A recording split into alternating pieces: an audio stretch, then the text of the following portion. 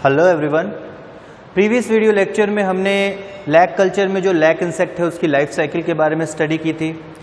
हमने introductory video में जो लैक कल्चर पढ़ा था तो उसमें हमने नॉर्मली लैक कल्चर होता क्या है, किस तरह से होता है, हमने डिटेल में स्टेप्स नहीं मेंशन किए थे, बट स्टिल हमने एक रफ ओवरव्यू देखा था कि किस तरह से लैक कल्चर होता है, मेल और फीमेल लैक इंसेक्ट के क्या कैरेक्टरिस्टिक्स होते हैं और उसके अलावा लाइफ साइकिल कैसी होती है लैक इंसेक्ट की, कौन कौन से स्टेजेस आते हैं उनकी लाइफ साइकिल में।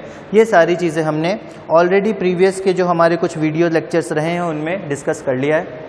आज के वीडियो लेक्चर में हम वो स्टेप्स देखेंगे जो कि लैक कल्चर के लिए इंपॉर्टेंट है या लैक कल्चर में जो स्टेप्स यूज़ किए जाते हैं। ओके, सो आज के वीडियो लेक्चर जो होगा वो होगा process involve in the cultivation of lac. ठीक है, लैक का प्रोडक्शन हो रहा है, उसके बाद उसके कल्टीवेशन के लिए कौन कौन से प्रोसेस यूज़ किए जाते हैं, कौन कौन से प्रोसेस लगते हैं, कौन से स्टेप्स हैं, इन सब के बारे में देखेंगे। Okay, so process involve in the cultivation of lac, processes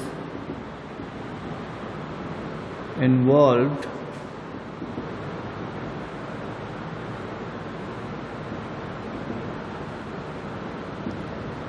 in the cultivation of lac।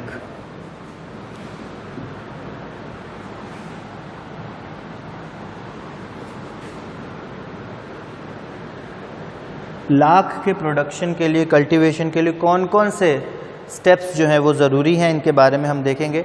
Total 5 step में हम इसको डिवाइड करेंगे। सबसे पहला तो स्टेप है सिलेक्शन ऑफ होस्ट प्लांट। जो होस्ट प्लांट है उसका सिलेक्शन ज़रूरी है कि होस्ट प्लांट में किसी भी प्रकार की बीमारी ना हो, वो पूरी तरह से हेल्दी हो और भरपूर मात्रा में हो। ठीक है, तो पहला स्टेप है selection of site and the host plants. Selection of site and host plant.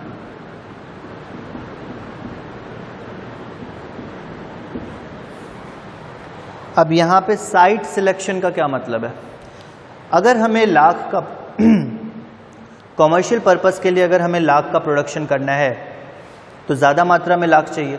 ज़्यादा मात्रा में लाख चाहिए तो ज़्यादा मात्रा में कीड़े होंगे, और ज़्यादा मात्रा में अगर कीड़े होंगे तो उन्हें ज़्यादा मात्रा में न्यूट्रिशन चाहिए। वो न्यूट्रिशन उन्हें इन होस्ट प्लांट से मिलेगा, जिनके बारे में हमने पढ़ा था। कुसुम प्लांट, रंजनी प्लांट, बेर का प्लांट, ये सारे जो प्लांट हैं, प्लम जो है, ये सारे प्लांट जो हैं इनसे न्यूट्रिशन मिलता है इन्हें। ठीक है, तो ज़्यादा मात्रा में जहाँ पे पेड़ होंगे ये सारे, या फिर उनको ग्रो करवाया जाएगा किसी फील्ड में, क्रॉप फील्ड में इन पेड़ों को ग्रो करवाया जाएगा, उस पे लैक के कीड़े जो हैं, लाख के कीड़े, वो छोड़े जाएंगे। ठीक है, तो सबसे पहला हमारा मोटिव होता है उस जगह को चूज़ करना जहाँ पे भरपूर मात्रा में होस्ट प्लांट मौजूद हों, पूरी तरह से हेल्दी हों।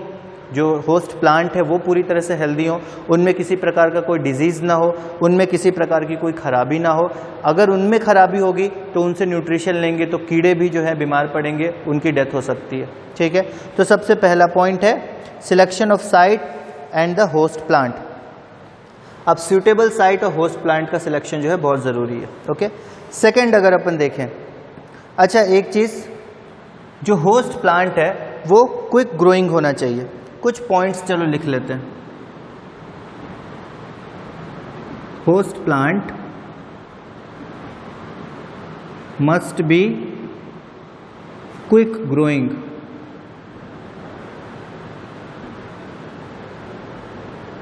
होस्ट प्लांट जो है उसकी ग्रोथ जल्दी हो सके वैसा होस्ट हमें चूज करना है। ठीक है, किस क्वालिटी का, किस क्वांटिटी का लैक मिलेगा ये पूरी तरह से डिपेंड करता है कि होस्ट कैसा है। ठीक है, प्लांट कैसा है। अगर प्लांट अच्छा है, प्लांट में कोई डिजीज़ नहीं है, तो लैक की क्वालिटी भी अच्छी होगी, लैक की क्वांटिटी भी अच्छी होगी। ठीक है, so quality and quantity of lac is dependent on host plant.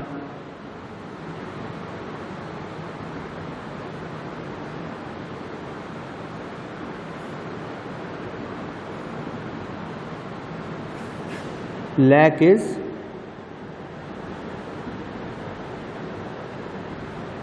dependent on host plant। Host plant पर निर्भर करता है कि लाख की क्वालिटी कैसी होगी या फिर उसकी मात्रा कितनी होगी। ठीक है, उसके बाद अगर अपन बात करें पौधा ऐसा होना चाहिए, पेड़ ऐसा होना चाहिए जो कि ज़्यादा मात्रा में कीड़ों को उसका इन्फेस्टेशन बर्दाश्त कर सके। मतलब बहुत ज़्यादा मात्रा में कीड़े अगर उसके पास आ गए स्वार्मिंग के बाद, तब भी वो होस्ट प्लांट जो है वो उसको झेल सके। ठीक है, so able to withstand heavy infestation,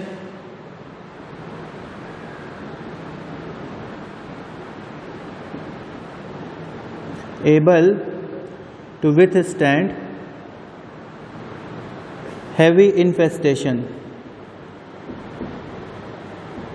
infestation का मतलब होता है बहुत ज़्यादा मात्रा में कीड़ों का आ जाना एक पर्टिकुलर प्लेस पे।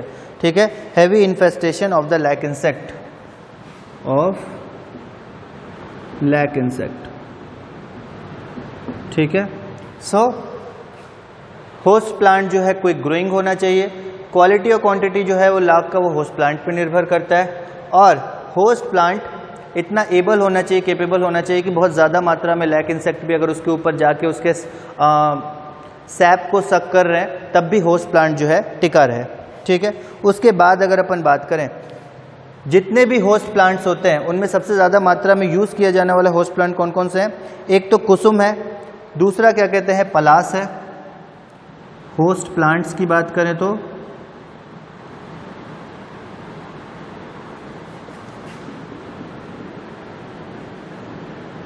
कुसुम, पलास, उसके साथ ही साथ कुसुम हो गया, पलास हो गया, बेर हो गया, सिरस हो गया, बेर, सिरस, ये सारे प्लांट्स जो हैं ये सब यूज़ किए जाते हैं लैक प्रोडक्शन में। ठीक है, उसके बाद अगर अपन बात करें, जो कुसुम प्लांट है इस पे ग्रो होने वाला जो लाख है वो सबसे कॉस्टली होता है। ठीक है, और सबसे ज़्यादा डिमांड मार्केट में उसी लाख की होती है। ठीक, तो कुसुम प्लांट पे उगा हुआ जो भी लाख है, कुसुम प्लांट पे कल्टीवेटेड जो लाख होगा उसकी सबसे ज़्यादा वैल्यू होगी, सबसे ज़्यादा उसी की बिक्री होगी। ठीक, पहला स्टेप हो गया selection and site, selection of site and host plant का और साइट का सिलेक्शन करना। दूसरा स्टेप आता है प्रूनिंग। सेकेंड स्टेप है प्रूनिंग। प्रूनिंग क्या होता है? हम जो भी होस्ट प्लांट ले रहे हैं उस होस्ट प्लांट को एक स्पेसिफिक तरीके से कट करना, एक स्पेसिफिक तरीके से उसको काटना छाटना, इस चीज़ को, इस काम को प्रूनिंग कहते हैं। ठीक है, अब यहाँ पे प्रूनिंग किस तरह से होती है? नॉर्मली क्या होता है, होस्ट प्लांट जो है उसके जितने भी एक्स्ट्रा ब्रांचेज हैं, एक्स्ट्रा ब्रांचेज मतलब छोटे छोटे ब्रांच अगर उसमें निकले हुए हैं, छोटे छोटे माइनर ब्रांच निकले हुए हैं, उन सबको कट करके अलग कर दिया जाता है। ठीक है, अब यहाँ पे कैसे होता है? सबसे पहले तो जो भी ब्रांचेस निकले हुए हैं वो अगर वो 10 से 12 सेंटीमीटर लंबे हैं, अगर वो ब्रांचेस जो हैं थोड़े से भी बड़े हैं तो उनकी प्रूनिंग नहीं होगी। ओके, ब्रांचेस अगर थोड़े से भी लंबे हैं तो उनकी प्रूनिंग नहीं होगी। अब यहाँ पे अपन प्रूनिंग के बारे में पढ़ते हैं, प्रूनिंग क्या क्या करते हैं। सबसे पहले तो होता कब है?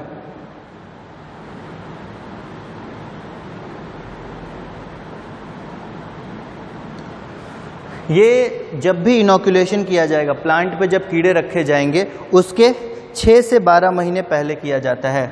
Generally done 6 to 12 months before inoculation।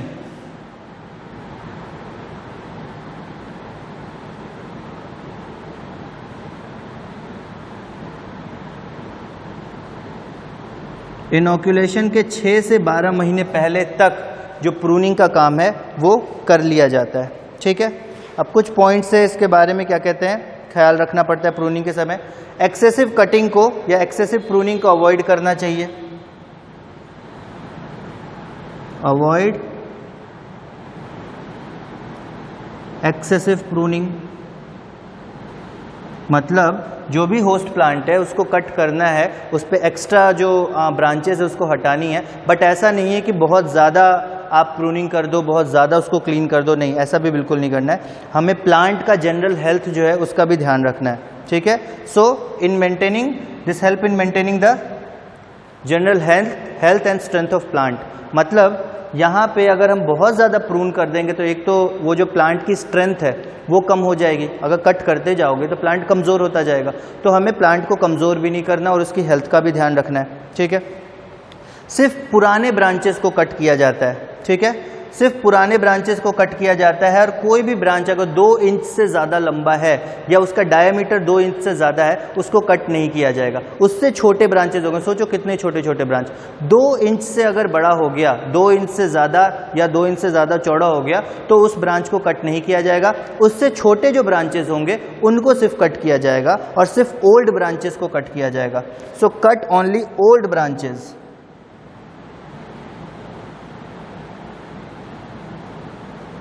Old branches, सिर्फ पुराने ब्रांचेस को कट किया जाता है। 2 इंच से ज़्यादा अगर साइज हो गया या डायमीटर हो गया तो उनको कट नहीं किया जाएगा, ठीक है।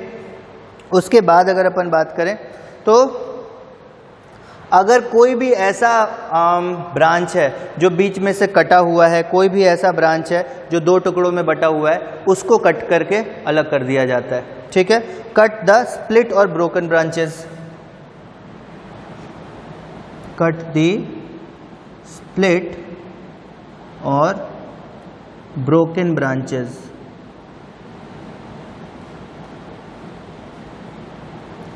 स्प्लिट ब्रांचेस मतलब बीच में से टूटे हुए, ठीक है, बीच में से अलग हुए या फिर टूटे हुए ब्रांचेस, वैसे ब्रांचेस को या आधे टूटे हुए जो ब्रांचेस होते हैं वैसे ब्रांचेस को कट करके अलग कर दिया जाता है।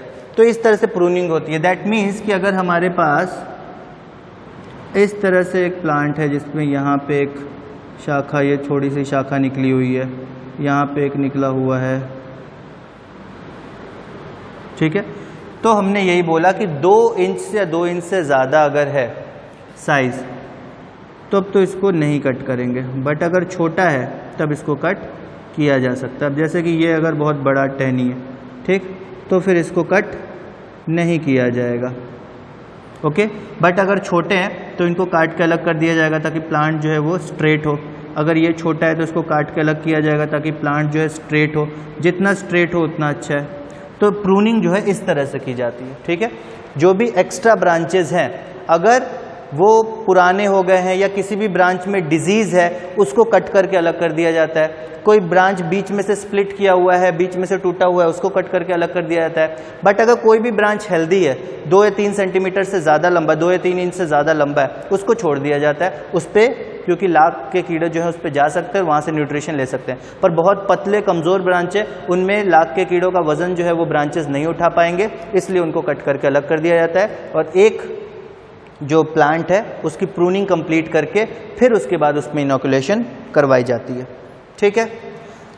प्रूनिंग के बाद थर्ड पॉइंट आता है आपका इनोकुलेशन। मतलब अब जो लाख के कीड़े हैं इनका टाइम आ गया है इनको इंट्रोड्यूस करवाने का, इससे प्लांट के ऊपर इंट्रोड्यूस करवाने का, होस्ट प्लांट के ऊपर। सो अब लाख के कीड़ों को होस्ट प्लांट के ऊपर रखा जाएगा और लाख के कीड़ों को नहीं, लाख के अंडों को रखा जाएगा।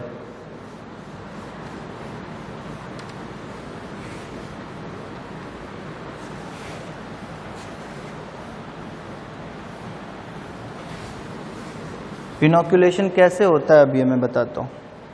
थर्ड पॉइंट है अपना इनोकुलेशन।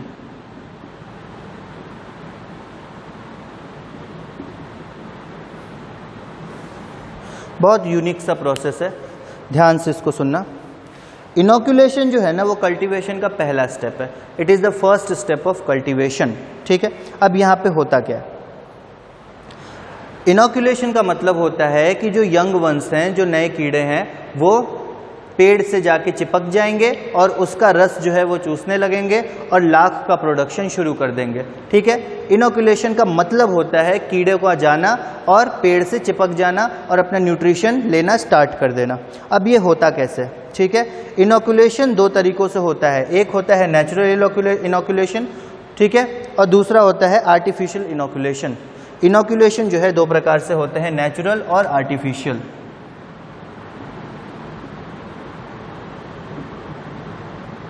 नेचुरल और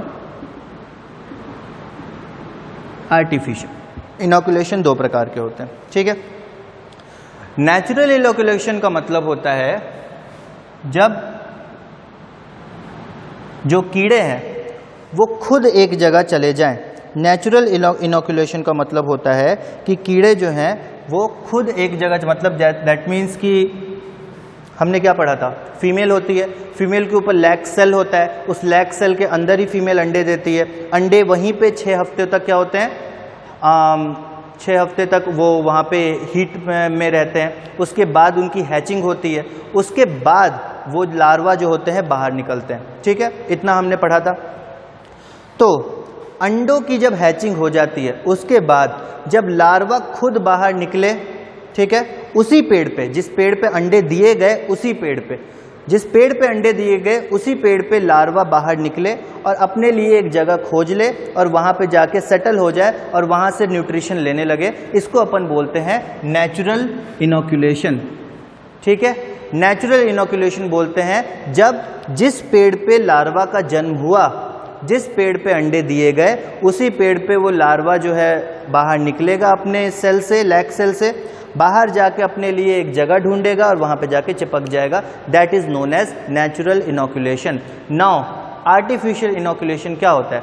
आर्टिफिशियल इनोकुलेशन में छोटे छोटे पेड़ के डालियों को कट किया जाता है जहाँ पे वो अंडे मौजूद हैं। ठीक है, आर्टिफिशियल इनोकुलेशन की बात करें,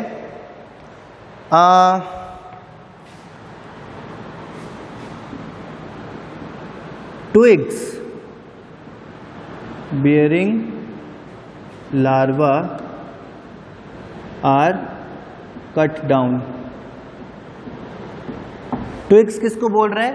वो जो भी होस्ट प्लांट है जिसपे फीमेल ने अंडे दिए हैं उसका एक छोटा सा पोर्शन, जहाँ पे अंडे मौजूद हैं उसका एक छोटा सा 10-12 इंच का पोर्शन उसको कट कर लिया जाता है, उसको कट करके निकाल लिया जाता है। वहाँ पे क्या मौजूद है? वहाँ पे अंडे मौजूद हैं। ठीक है, अब यहाँ पे होता क्या है, ट्विग्स जो है उनको काट लिया जाता है। ट्विग्स किसको बोलते हैं?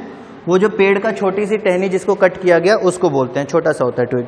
ठीक है, अब इसके बाद क्या किया जाता है, इस ट्विग को बांध दिया जाता है एक पर्टिकुलर पेड़ के साथ, होस्ट प्लांट के साथ इसको अटैच कर दिया जाता है। ओके, सो यहाँ पे आपके पास होस्ट प्लांट है, ये आपका होस्ट प्लांट है कोई।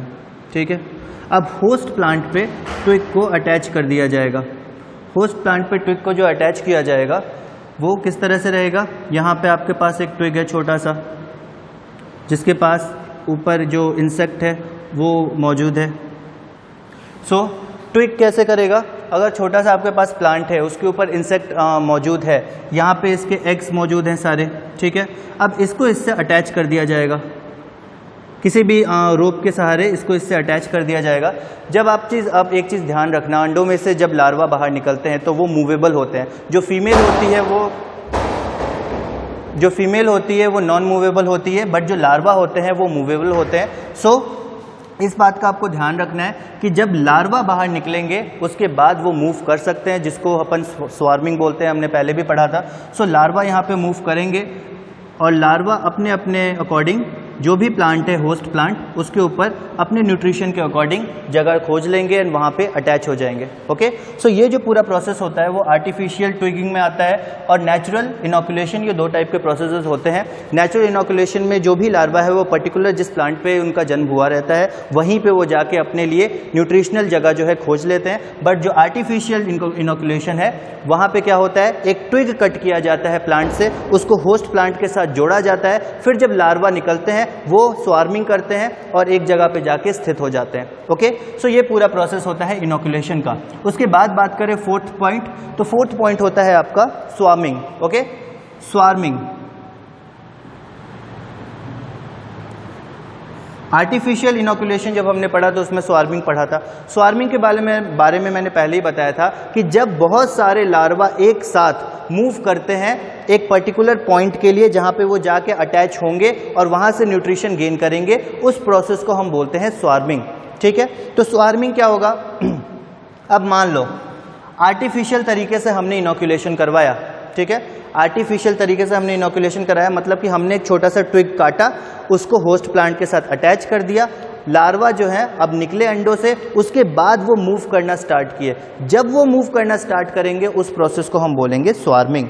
ठीक है, तो स्वार्मिंग बहुत इंपॉर्टेंट प्रोसेस है। अब इसमें होता क्या है लैक सेल के अंदर वो लार्वा मौजूद है, वो लार्वा भी लैक सेल के अंदर मौजूद है, चिपके हुए हैं। उन लार्वा का मसल में कॉन्ट्रैक्शन होता है, जैसे ही कॉन्ट्रैक्शन होता है वो लार्वा जो है जिस भी पर्टिकुलर पॉइंट से चिपके हुए थे वहाँ से निकल जाते हैं। दैट मीन्स कि फीमेल ने जब अंडे दिए तो वो लैक सेल के अंदर दिए, लैक सेल के अंदर ही अंडे आए, लैक सेल के अंदर ही लार्वा निकला। वो जब लार्वा निकलता है तो वो उस लैक सेल की जो सतह है उससे चिपका हुआ रहता है, ठीक है। जब उसको स्वार्मिंग करनी होती है तो वो अपने मसल को कॉन्ट्रैक्ट करता है, जैसे ही कॉन्ट्रैक्ट करता है उस सतह से वो अलग हो जाता है, ठीक है। जैसे ही अलग होता है फिर वो बाहर निकल के आता है और होस्ट प्लांट के ऊपर जाता है, होस्ट प्लांट पे जाके अपने लिए एक फिक्स स्पॉट चूज करता है, उसके बाद वहाँ पे चिपक जाता है। डिपेंड करता है वो मेल लार्वा है या फीमेल लार्वा है। अगर मेल लार्वा हुआ तो कुछ समय के बाद वो मूव कर पाएगा, फीमेल लार्वा हुई तो वो परमानेंटली वहीं पे चिपक जाएगी, उसके बाद उसका मूवमेंट लाइफ टाइम नहीं होगा। ओके, तो ये प्रोसेस होता है स्वार्मिंग का। अब फाइनली प्रोसेस आता है harvesting of lac. Fifth process आता है harvesting of lac. Harvesting of lac मतलब अब इतना प्रोसेस हो गया, लैक का प्रोडक्शन कीड़ों ने कर दिया, अब उस लैक को हार्वेस्ट करना है, ठीक है। अब हार्वेस्टिंग ऑफ लैक या फिर कलेक्टिंग ऑफ लैक हम इसको बोल सकते हैं। दो प्रोसेसेस से कंप्लीट हो सकता है या दो तरीकों से ये जो प्रोसेस है कंप्लीट हो सकता है। दो तरीकों का होता है, एक होता है इमेच्योर हार्वेस्टिंग, दूसरा होता है मैच्योर हार्वेस्टिंग, ठीक है। हार्वेस्टिंग ऑफ लैक की बात करें तो दो तरीके से होता है। ये है एक इमेच्योर हार्वेस्टिंग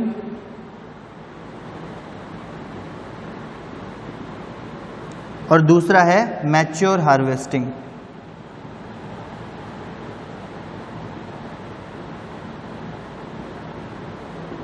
इमैच्योर हार्वेस्टिंग और मैच्योर हार्वेस्टिंग में क्या अंतर होता है, ठीक है। स्वार्मिंग से पहले की गई हार्वेस्टिंग जो है इमैच्योर हार्वेस्टिंग कहलाती है। बहुत सिंपल सी चीज, harvesting before swarming it is immature harvesting. So harvesting before swarming, swarming से पहले की गई हार्वेस्टिंग जो है इमैच्योर हार्वेस्टिंग होती है। Harvesting before swarming is immature harvesting, and mature harvesting, harvesting after swarming.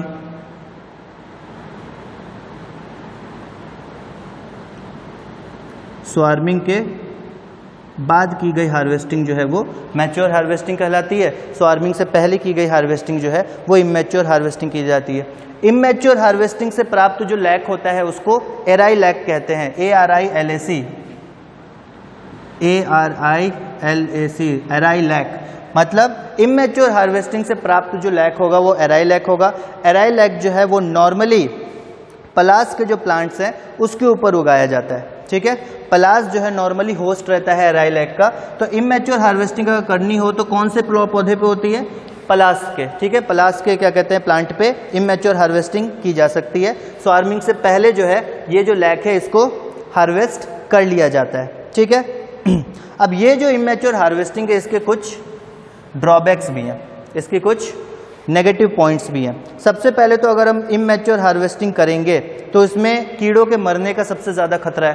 कीड़ों के मरने का खतरा क्यों है, क्योंकि उसके अंदर फीमेल भी रहेगी उस लैक के अंदर, उसके अंदर फीमेल के साथ साथ जो अंडे रहेंगे वो भी रहेंगे, तो कीड़ों के मरने का खतरा ज़्यादा है, ठीक है। इमैच्योर हार्वेस्टिंग में कीड़े जो हैं मर जाते हैं तो कल्टीवेटर्स को लॉस हो सकता है।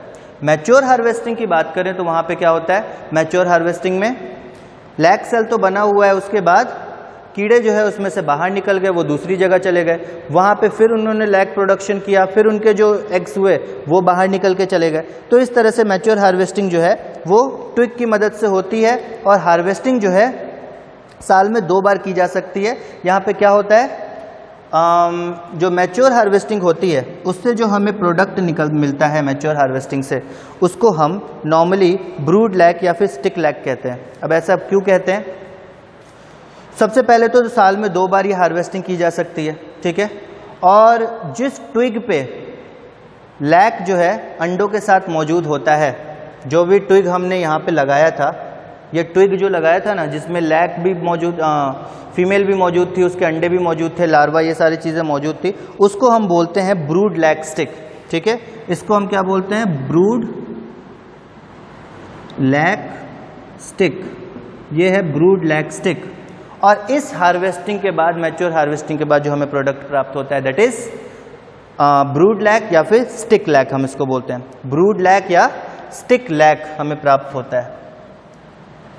ब्रूड लैक या फिर इसको आप बोल सकते हो स्टिक लैक, ठीक है। ब्रूड लैक प्राप्त होता है या फिर स्टिक लैक जो है वो प्राप्त होता है, ठीक है। सो आपको इमैच्योर और मैच्योर हार्वेस्टिंग में एक छोटी सी चीज़ ही याद रखनी है कि इमैच्योर हार्वेस्टिंग होती है जहाँ पे स्वार्मिंग से पहले हार्वेस्ट कर लिया जाता है, मैच्योर हार्वेस्टिंग होती है जहाँ पे स्वार्मिंग के बाद हार्वेस्ट किया जाता है। ओके, सो आज का वीडियो इतना ही था जहाँ पे हमने प्रोसेसेस पढ़े, टोटल 5 प्रोसेसेस पढ़े जो कि लैक कल्चर में यूज़ किए जाते हैं लैक ऑब्टेन करने के लिए।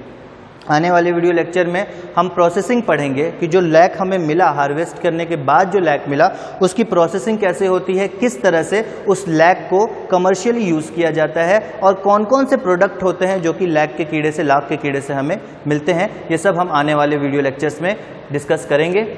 आज का वीडियो लेक्चर हम यहीं पर ओवर करते हैं। आई होप कि ये वीडियो आपको पसंद आया होगा। सो आप इसको अच्छे से देखिए वीडियो को एंड देन उसके बाद इसके नोट्स बनाइए और लैक कल्चर के जो भी टोटल नोट्स हैं उसके अलावा भी जो कल्चर मेथड्स हमने पढ़े सबके नोट्स आप बना के रखिए। एग्जाम टाइम में आपको ज़्यादा अच्छे से ये चीज़ें समझ में आएंगी और आप आसानी से याद कर पाएंगे। तो अगले वीडियो लेक्चर में हम लैक कल्चर की सीरीज़ को आगे बढ़ाएंगे। Thank you very much.